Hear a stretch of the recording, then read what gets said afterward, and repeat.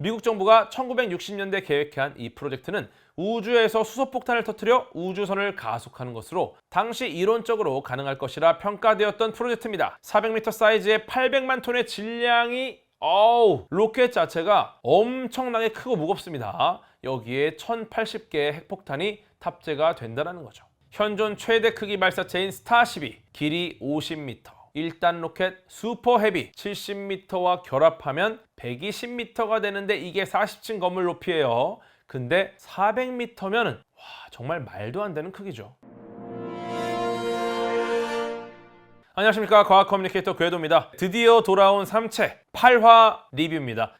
이제 드디어 시즌 1의 마지막 회차입니다. 마지막 회차를 보고 나면은 너무 아쉬워. 사실은 지금 이 상황에서 끝나버리면 풀리지 않는 의문이 너무 많아요. 여러 가지 고민들이 드실 텐데 어쨌든 8화에서도 꽤 재미있는 이야기들이 많이 나오고요. 8화의 말미에서는 다음 시즌에 대한 제가 여러 가지 중요한 호기심들을 불러일으킬 예정이니까 3채 시즌 1의 마지막 리뷰 채널 고정하세요. 가겠습니다. 네, 8화 리뷰 전에 댓글 혹은 DM으로 왔던 질문들 한번 가볍게 풀어보겠습니다. 이런 게 있었습니다. 인간 개인의 신경망과 연결되는 게임기는 지구에서 어떻게 만들 수 있었을까? 이 금속 팬티 VR 장비 누가 어떻게 제작한 건가? 어떻게 갖다 놓은 건가? 몇 가지 가설이 있습니다. 3채인이 알려준 기술력으로 인류가 개발을 했다면 이런 식으로 다른 기술들 많이 받아서 엄청나게 강한 인류를 만들어서 반대파 지구인들 다 죽이거나 하면 되는 거 아닙니까? 아니면 만약 3채인이 직접 만들었다면 사광년이나 떨어진 곳에서 어떻게 지구까지 배달했을까? 네, 이런 질문인 거죠. 몇 가지 경우의 수를 생각해 볼 수 있겠는데요. 첫 번째 경우입니다. 3채인이 마이크를 통해서 불러준 기술로 만들었다. 우리 마이크를 잘 쓰시는 마이크 에반스가 계셨죠? 네, 이 마이크를 통해서 하나하나 불러준 거예요. 목소리로 설명을 해서 그 설명을 듣고 만들었다면 이거 굉장히 복잡한 작업이었을 것 같아요. 이게 과연 추종자들이 이걸 해낼 수 있을 만한 능력이 있었을까? 굉장히 정교한 하드웨어를 만들어낼 수 있고 소프트웨어 코딩을 할 수 있는 정말 전문적인 시설이 있어야 될 것 같은데 배 위에서 이걸 할 수 있을까? 아무래도 무리수일 것이다. 그럼 두 번째 경우 보겠습니다. 3채인이 지자를 통해서 직접 만들었을 것이다. 물리적인 무언가를 지자가 직접 하긴 어렵지만요. 소프트웨어적으로 해킹 등을 통해서 개입이 가능했다는 겁니다. 실제로 극중에서 자율주행 자동차를 에러를 내서 사울을 죽이려고 했던 걸 보면 충분히 가능하지 않을까. 그래서 어떤 말이냐면요, 기계적인 장치를 만드는 여러 공장들, 대기업의 연구소 공장들을 활용해서 지자가 여기다가 여러 소프트웨어적인 에러를 내서 직접 그 기계적인 공장들에서 금속 팬티 VR을 만든다는 겁니다. 완성된 VR을 전달하는 것만 추종자가 했을 것이다 라는 건데, 두 가지 가설 중에서는 두 번째 가설이 좀 더 유력하겠죠.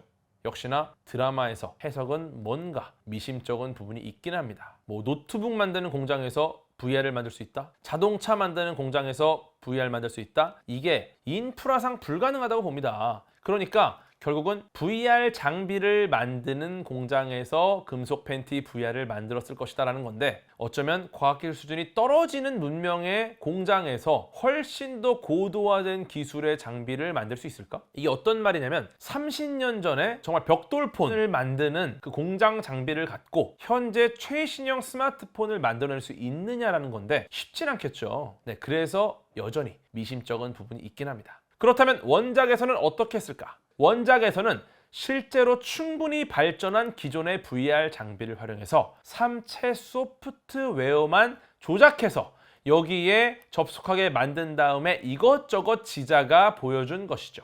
즉, 누구나 쉽게 구할 수 있는 장비를 활용하고 그 안에 소프트웨어를 변형해서 3채인들의 목적에 맞는 도구로 활용했다는 것입니다. 네, 이거 일리가 있죠. 그리고 심지어 우리가 이제 감각을 느끼거나 뜨거움이나 차가움을 느낄 수 있는 입는 VR 형태의 장비들이 계속 개발이 되고 있으니까요. 이것보다 조금만 더 과학기술이 발전한 시기라고 한다면 충분히 금속 팬티 VR 수준의 기술력을 갖출 수 있지 않을까. 원작은 조금 더 현실적인 방법이었지만 드라마에서는 초현실적인 느낌을 주고자 금속 팬티를 머리에 쓰는 것으로 나옵니다. 다음 질문입니다. 5기의 카운트다운은 왜 멈췄을까? 5기는 연구를 하면 카운트다운이 시작될 거라서 걱정하는 상황, 선뜻 연구를 다시 시작하지 못하는 상황이었죠. 결국 웡이랑 같이 연구실로 가서 연구를 시작했는데 놀랍게도 갑자기 카운트다운이 나타나지 않았습니다. 그래서 결국 나노 섬유를 계속 연구할 수 있게 되었던 거죠. 갑자기 카운트다운이 멈췄어요. 이거에 대해서는 몇 가지 가설이 있는데요. 카운트다운이 멈춘 것은 삼체가 인류의 거짓말 능력에 충격을 받고 잠시 개입을 중단했다라고 해석하는 입장이 하나 있고요. 혹은 카운트다운은 삼체가 정체를 숨기고 과학자들에게 경고를 하기 위해서 망막의 카운트다운 숫자를 보여줬던 건데 삼체의 정체를 전 인류에 드러낸 상황인 거죠. 너희들은 벌레다. 그러니까 굳이 과학자에 대한 경고까지 할 필요가 없어졌기 때문에 카운트다운을 멈췄다라고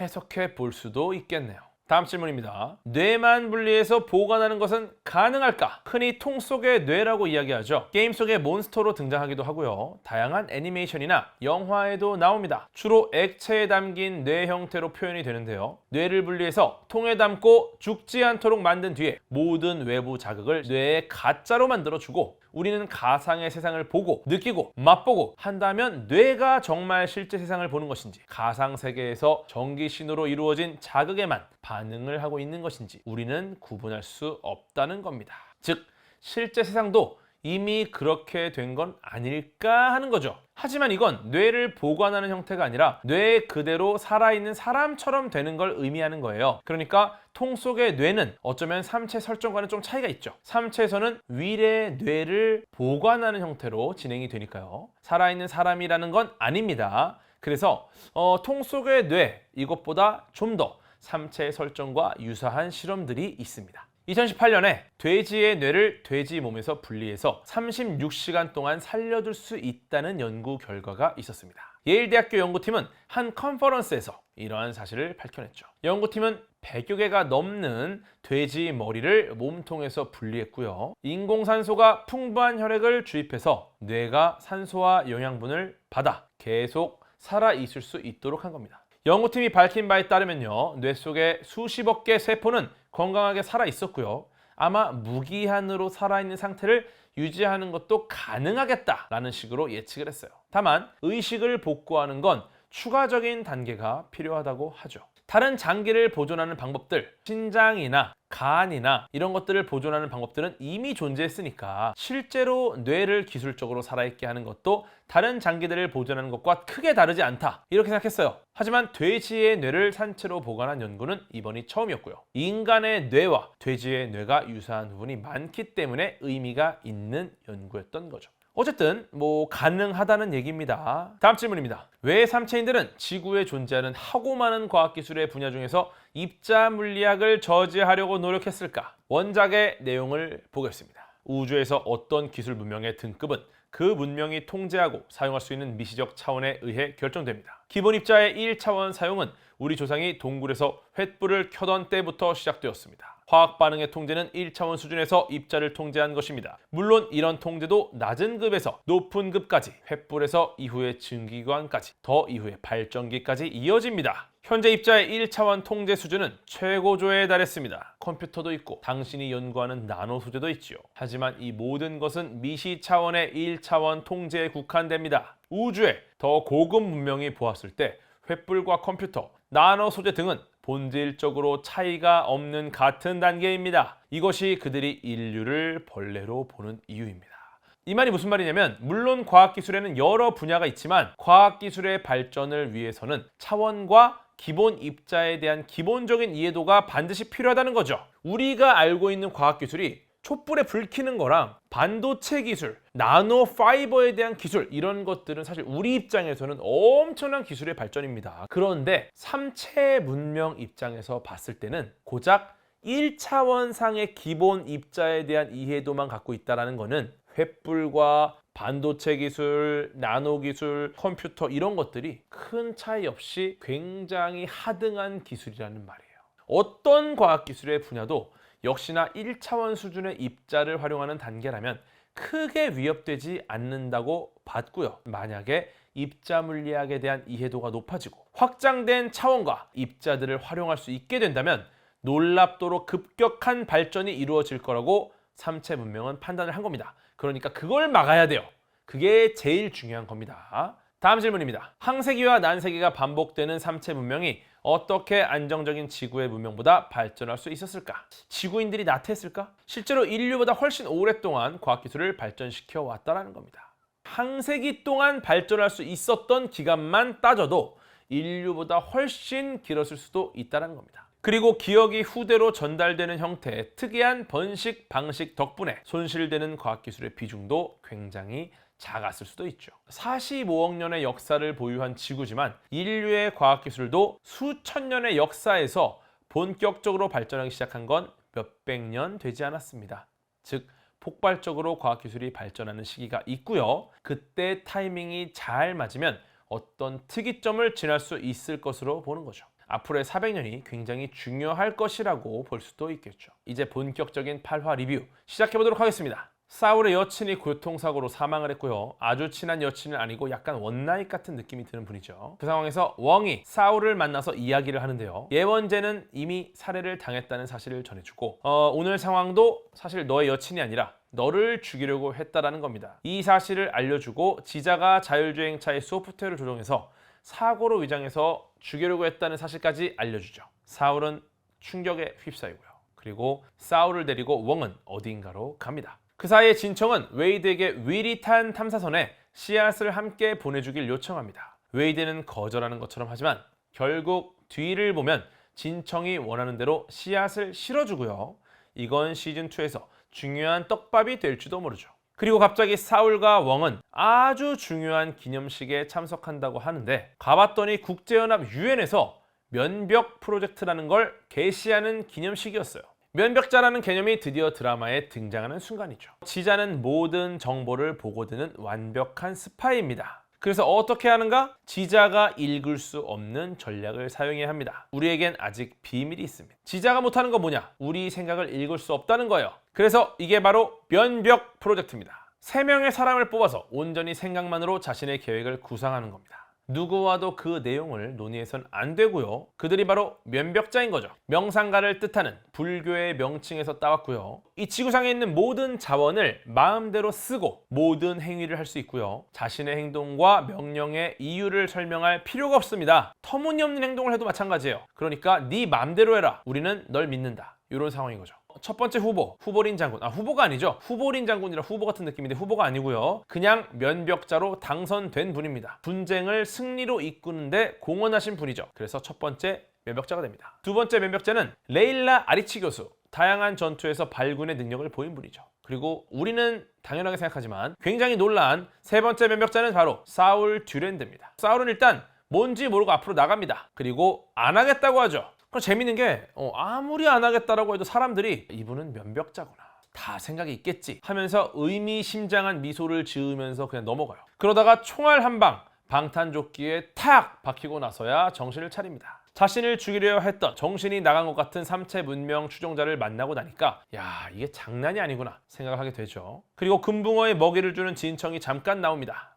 이 금붕어 죽이지 말고 잘 길러달라고 부탁을 하는데요. 역시 이 금붕어 또한 중요한 떡밥 중에 하나가 될 거라고 봅니다. 진청은 이제 계단 프로젝트를 하러 가고요. 비행기에서 라지와 사이가 틀어진 걸 보여주는 거죠. 이 대단한 라지, 윌이 이미 죽었다고 이야기를 합니다. 아무리 대단한 분이지만 열받는 진청이죠. 진청은 윌은 살아있다. 삼체인들이 반드시 몸을 복구시켜 줄 거라고 이야기합니다. 그리고 윌을 사랑한다고 말하죠. 둘은 멀어지게 됩니다.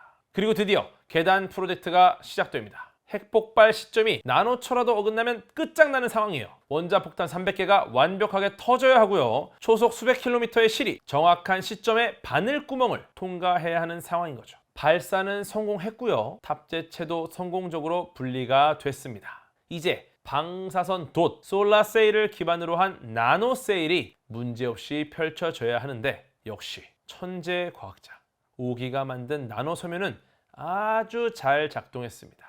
그리고 첫 번째 폭발, 두 번째 폭발 잘 나가다가 세 번째 폭발까지 성공을 했는데 갑자기 나노세일을 지탱하던 와이어 하나가 떨어지면서 방향이 틀어지면서 미션이 실패합니다. 너무 슬픈 일이죠. 원작에서는 997번째 핵탄두가 폭발할 때 고장이 났던 거죠. 드라마에선 전개 속도 때문에 3번째에서 고장을 냈지만 원작 소설에서는 거의 막바지에 실패하면서 극적인 효과를 보였다는 겁니다. 심지어 인간이 만든 인공물체를 목표한 속도에 거의 도달하게 만들었다는 점에서 어느 정도 인류의 과학기술 발전을 보여줬던 부분이죠. 그런데 재미있는 게 이 계단 프로젝트는 실제로 비슷한 사례가 존재합니다. 바로 극 중에도 나왔지만 스타니스와프 울람의 계획을 참고했다고 설명하죠. 1946년 폴란드와 미국의 수학자 스타니스와프 울람은 수소폭탄 개발자로 유명하고요. 테일러 울람이라는 건 핵탄두 디자인의 하나입니다. 보통 수소폭탄 디자인이라고 부르고요. 미국에서는 1951년, 소련에서는 1953년에 개발이 되었죠. 그리고 계단 프로젝트는 아마도 그가 고안한 오리온 프로젝트에서 따왔을 겁니다. 미국 정부가 1960년대 계획한 이 프로젝트는